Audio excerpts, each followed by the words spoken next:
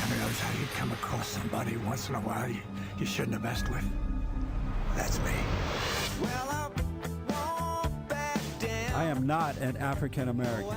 You're Oreo cookie, white in the inside and black on the outside. I don't have an afro, I have an Amerifro. Talking that idiotic stuff you talk about, I will slap you. Go ahead. Make my day. Black as the ace of spades, but 100% American.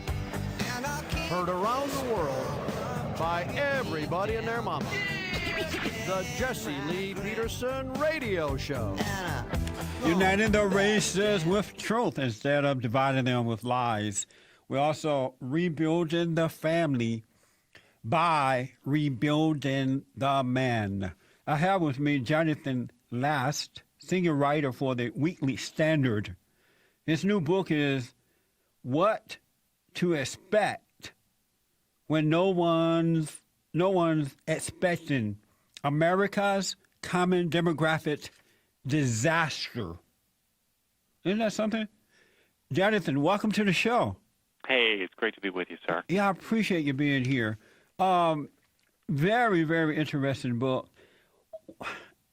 Lots of folks don't see what's coming. And can you give us an idea of what we should be looking out for and what we should expect? Sure thing. You know, the reason people often don't know about this demographic stuff is because everything we've been told for the last 40 years is wrong. For the last 40 years, going back to 1968, we've been told there are too many people. You know, the planet's getting more crowded every single day. But that's actually not what's been happening. What's been happening actually is that the fertility rate, the number of babies people have, has been dropping all across the world, and especially in America too. And so what we're now looking at is exactly the opposite problem. Because when your fertility rate stays below the replacement level, which is where we've been here in America since 1973, the age structure of your population inverts. So you wind up with many more old people than you have young people. You can't pay for Social Security. You can't pay for Medicare because you don't have enough young workers. Your economy slows down because you don't have enough investment capital out there to spur innovation, and research demand falls and slackens. It becomes hard to support your military and sustain the military. And so you wind up, everything slows down, and you end up with what they call demographic winter, and that's where we're headed. Wow. So you're saying that in this country, not enough children are being born? Not enough. Yeah, I mean, in my house we have too many. I got 3 kids, and I would say for 12 hours out of every day, I wish we had none. But yeah, that's exactly where it is. Right now in America, the average woman has 1.9 children over the course of her lifetime, and that is below the replacement rate. And we've been below that now for almost 2 generations, and eventually that's going to catch up with us. How did we? And I know with the White family a while back now, they decided that they were going to have anywhere between 1 to 3 children only. Most whites are not having more than that. Some are, of course. What made them decide that they're only going to have from 1 to 3 children? You know, it's all these different factors, and some of them are cultural and some of them are economic. You know, you have abortion, you have birth control, those have shaped things. You have people going to college and taking on student debt and not getting their adult lives started until they're, 22, 23, 24 years old. That's part of it. You have the expense of children. Children are just more expensive than they were 40 years ago by a whole lot, even once you count inflation. Once you count all the expenses, once you count college and, lost spousal wages, it's going to cost you about $1.1 million to raise a kid just for a normal middle-class family in America. That's a ton of money, And so to a large degree, the people who don't have children, they're succeeding in life because they're not spending that money. They're saving that money, spending on themselves, investing it. Kids are a lousy way to invest your money. So greed outweighs having a child and raising that child, right? It's more about selfish greed then. Well, maybe in some cases it is. I take a sunnier view of people because what I think it is it's not that people are just decadent and out partying constantly or anything like that. In many ways, it's the opposite. People are planning so much, and they're thinking so hard about doing every little thing, getting every little thing perfectly right. And you don't do this. You don't have a kid until you've bought a good-sized house. You don't buy a good-sized house until you have enough money. You don't have enough money until you've been at a job for X number of years. People just a life just passes them by, and then they wind up not having the kids they want. I have 7 sisters and 5 other brothers. Well, one died because of a bone disease, and my stepfather at the time, he worked. My mother did not work. She stayed home and raised the children. She got a job once everybody was gone and she was bored at home, but she stayed home and made that sacrifice and raised the children.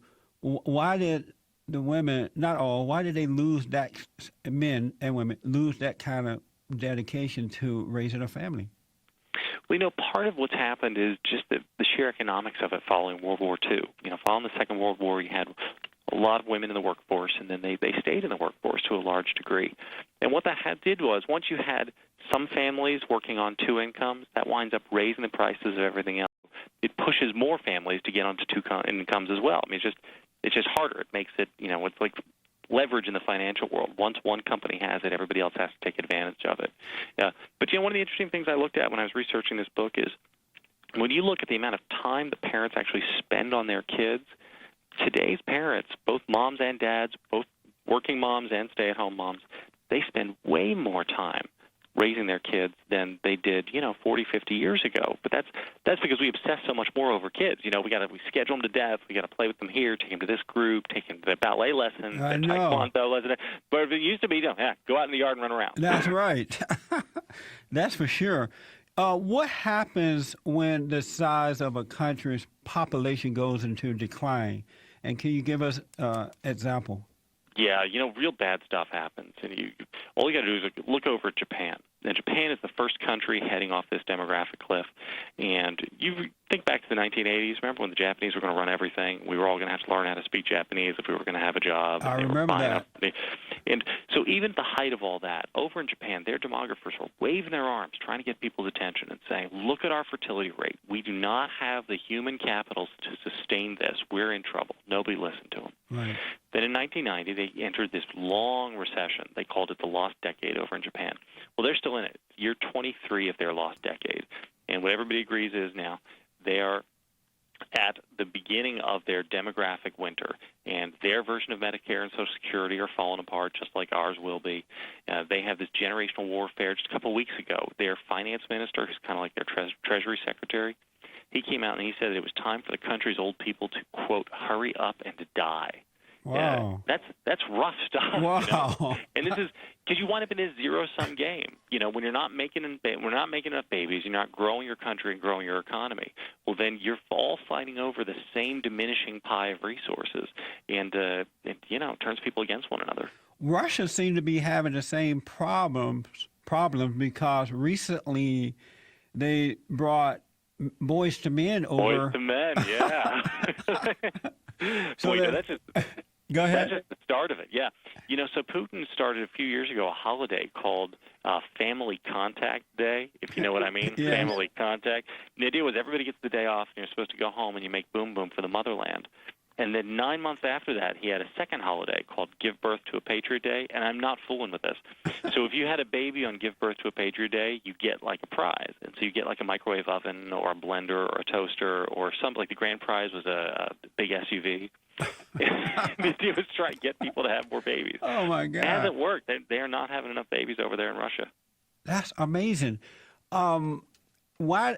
I don't think most people in this country, now I could be wrong about this, I don't think they're thinking about this issue and what can happen to a country when there is not enough babies. There are not enough babies being born.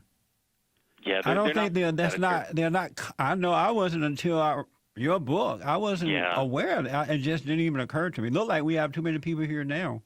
Yeah, and that's because we're all hostage to our own experiences. If you live near a big city and you're sitting in traffic for 2 hours a day, you think to yourself, oh, it's too crowded. But, it's just hard for people to remember the world's bigger than their own experiences, right? I mean, you go out to Montana, you go to South Carolina, you go to places where there's a lot of land out there. Let me take a quick break, Jonathan. And when I come back, I want you to tell the folks how to get this book. It's a very important book.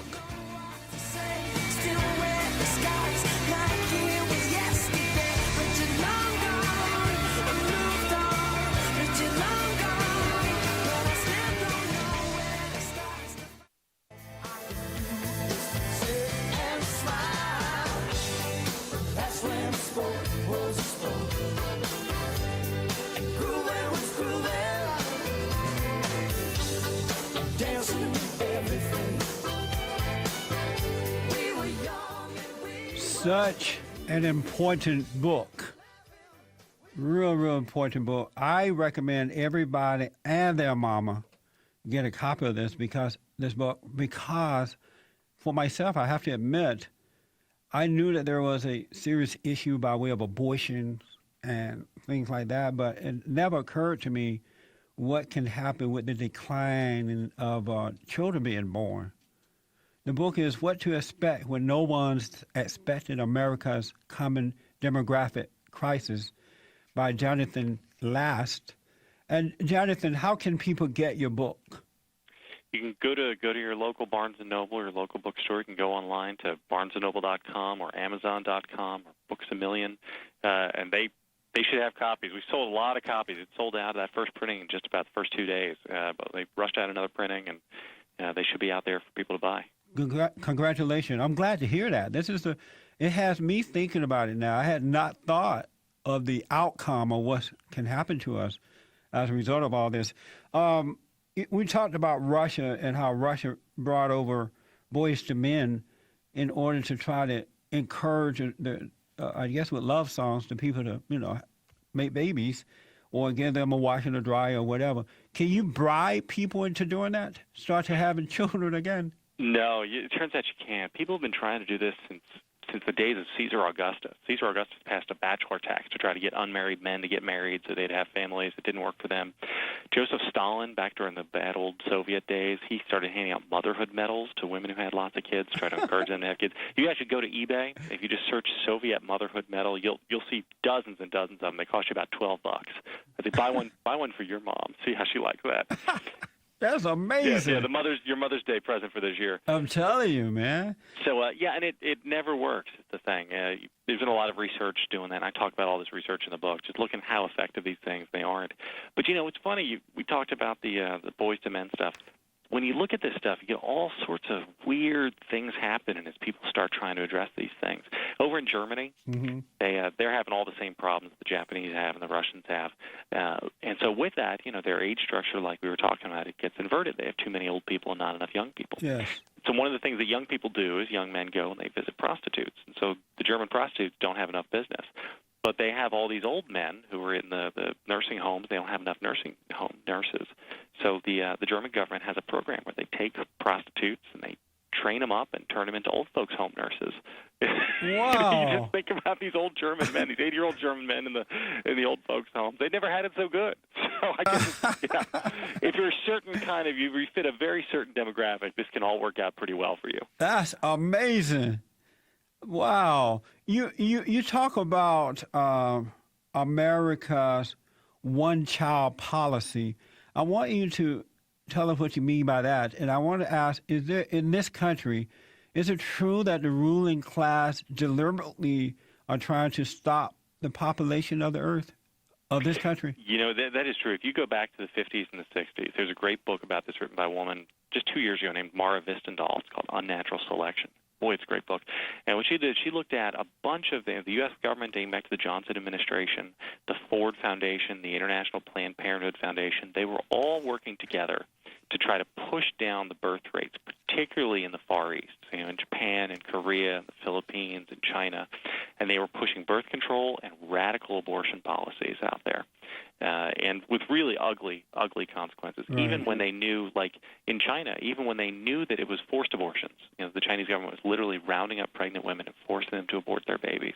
They didn't care. They just kept pushing those policies. And they have a lot to answer for, as far as I'm concerned. That's amazing. So in this country, they're doing the same thing. The ruling class are doing the same things. Why don't they learn from what happened in other countries? Yeah, it's hard to say. And this is, what we talked about, one-child policy. Nobody really knows what the one-child policy was in China. And over there, it's real bad. If you have a baby without getting permission from the government, they can fire you from your job. They can bulldoze your home. They can force you to have an abortion. And as a result, because they have all these loopholes and stuff, their fertility rate is about 1.54. And over here, for a middle class woman, your fertility rate is about 1.6. So you're really close to what the Chinese have. But we've just done it all, by accident. Because, people they just get caught up in life. They get caught up in going to college and saving money and finding good jobs and everything. And I get all that. This isn't to say they shouldn't. You should live intentionally, but it's just part of the culture. The culture doesn't value children anymore. This is Pope Benedict, before he was Pope Benedict, back when he was just Cardinal Ratzinger. He said something that struck me as very true. He said, children are seen as a liability rather than a source of hope. And it's totally true, because if you have kids, they sure are a liability. They're a liability to the present. They're a liability to now. And to value kids, you got to have a longer view. You got to honor the past, and you've got to revere and look forward to the future. And if you're not doing those things, there's no reason to have kids. So can we reverse this? I don't know. The truth is, I'm kind of pessimistic about it. I have a chapter in the book where I very dutifully give us a bunch of policy ideas. And I say, well, some of these things might work, but at the end of the day, it's just not something I think we're going to fix intentionally. We're going to fix it one person at a time. We're going to fix it by changing the culture ourselves and engaging the world with our lives, not by hoping that the government bails us out and passes a good plan or a good policy to fix it. To the extent that I wrote this book because I hope that people in the policy world and people in the government do think about this and do try to come up with smart policies. But I would say we should not pin our hopes on that. We should be working to engage the world with our lives one person at a time. What an excellent, informative book. It has me thinking, that's for sure. And I had not realized this. It looked attractive now. Well, I'm the kind of guy that like big families anyway. I think about the Mormon family. There are always a lot of children in their families, and that's attractive to me because I came from a big family.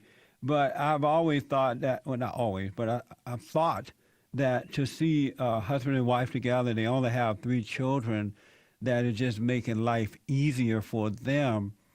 And I didn't realize that the effects that it's having on the population itself, and now I do. Hey, watch it now. I've only got 3, and my third is 7 weeks old, and I feel like the wheels are falling off the car. I can't imagine how we're going to do more than this. You got to have more, Jonathan. I'm sleeping like 2 hours a day. I know. It's rough, huh? It is rough, man. Those first few months, man, they beat you down. Yeah, I think you have to have a mindset for it. In the good old days when boys were boys and men were men, they had the mindset of raising a big family. They got into a marriage knowing that they are going to have a big family. Yeah, I think that's right. And, so many of the changes, too, have just been these big shifts. Like, people don't live on farms. They live, in cities now. People don't work in agriculture as much. They work in industry. And all those things push you to have fewer children. And, I get that. That's fine. But, right. But all those things, they all, they all work together, sort of nudging people in that one direction, which is to have fewer babies.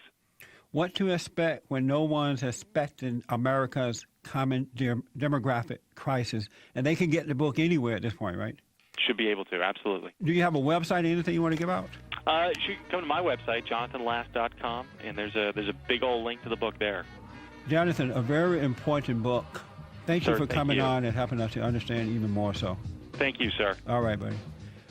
Bye now. 888-7753-773. Back in a moment.